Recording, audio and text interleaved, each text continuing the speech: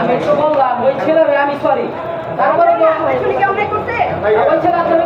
আপনি বলেন কি অন্যায় করতে আচ্ছা ওই ছেলে অন্যায় করতে কি করে না